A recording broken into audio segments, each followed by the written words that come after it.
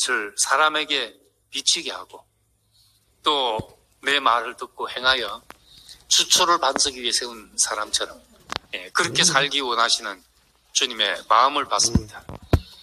하나님의 통치가 주님 자신 안에 이루어진 것처럼 우리 모든 사람에게 이루어지고 이 땅 위에 당신의 통치가 미치지 않는 영역이 없도록 사탄에게 내어준 영역이 없도록 모든 피조물들이 탄식하며 고대하는 그 일을 우리를 통해서 실현되기를 원합니다.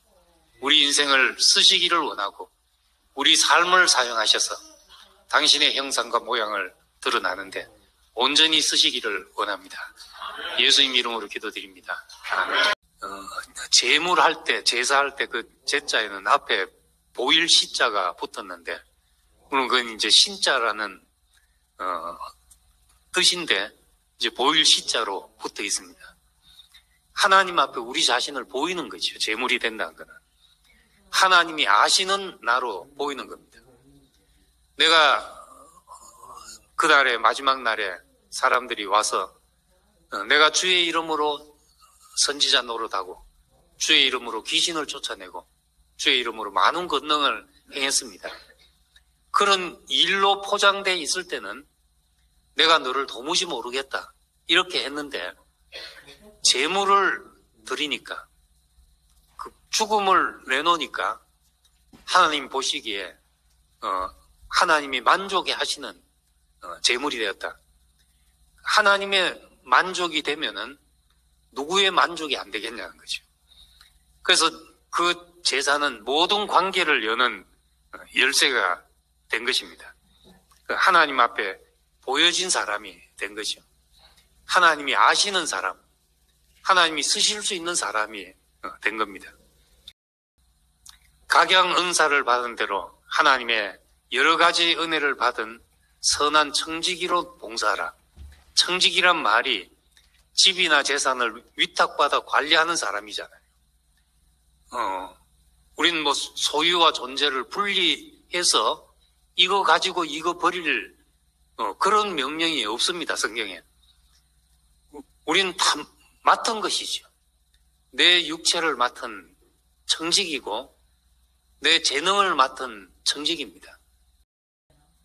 내게 주신 은혜만큼 맡은 선한 청지기가 되어서 우리가 그것을 사용해야 되는 겁니다. 우린 예수의 육체 안에서 우리와 같은 그 운명 안에서 우리와 전혀 다른 생명이 나오는 것을 보고 우리 인생을 경작하게 된 것입니다. 다른 것으로는 제사를 못 드렸는데 그 땅에 이르거든 그 땅에서 나는 소산으로 여호와께 제사를 드리라. 만나도 메추라기도 제물이 아니었는데 그 땅에서 나는 소산으로. 그것은 우리 인생이 경작돼야 하나님이 받으실 열매가 나온다는 거죠.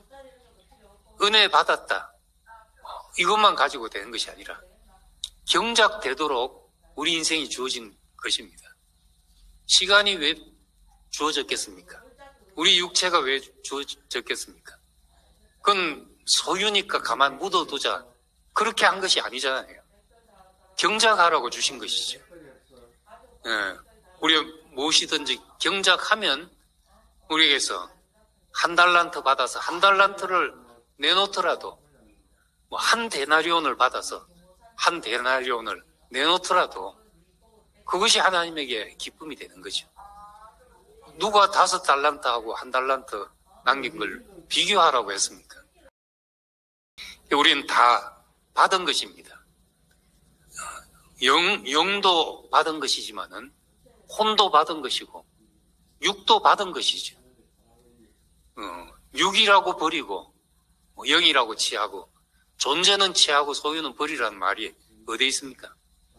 다 받은 것이니까 다 경작해야 되는 것이고 이 땅에서 우리 육신을 필요로 하시는 분 앞에서 우리 삶을 필요로 하시는 분 앞에서 거기에 당신의 씨를 받아서 경작돼 내놓는 것이 그것이 우리가 땅 위에 사는 동안 할 일인 것입니다.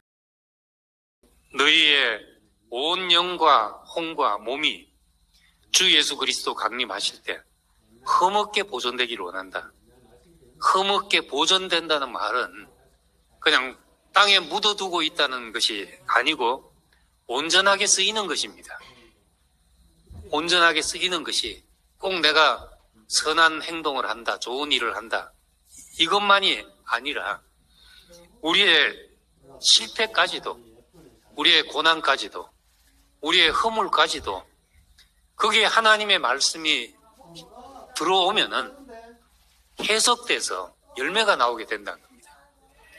그래서 우리 인생에 일어난 모든 일을 사람을 먹게 하는 양식으로 다 바꿀 수가 있는 것입니다.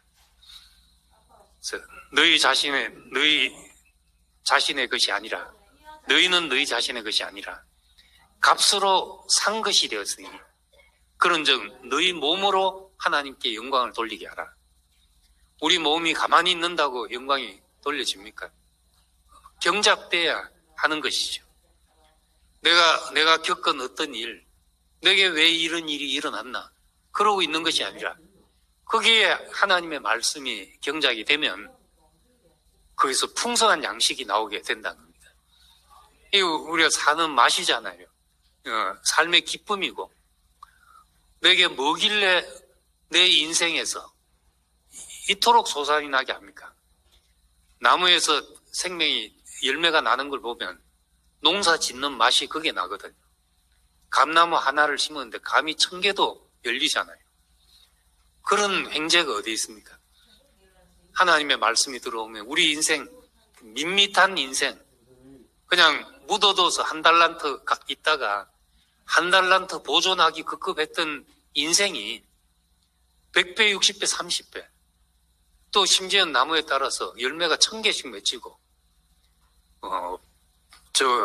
어디입니까?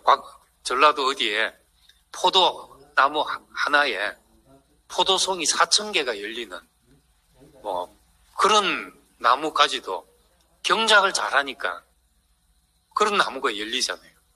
그 농부의 마음이 어떻겠습니까? 보기만 해도 배부르죠. 보기만 해도. 우리 인생이 그렇게 될 수 있는 것이 소망이고, 가나안 생활이라는 것은 우리를 왜 가나안 땅에 들어가게 하는가? 왜 그곳은 젖과 꿀이 흐르는가? 그건 땅이 좋아서가 아닙니다. 지금 보면 팔레스타인 땅이 좋은 땅이겠어요. 미국만도 못하고 유럽만도 못한 땅이지요. 근데 왜 그곳은 젖과 꿀이 흐르는가? 하나님과 동행하는 곳이기 때문에, 우리 인생에서 하나님의 말씀이 경작되기 때문에 그 소산이 하나님 앞에 하나님을 기쁘시게 하는 제물이 될 수 있다는 겁니다.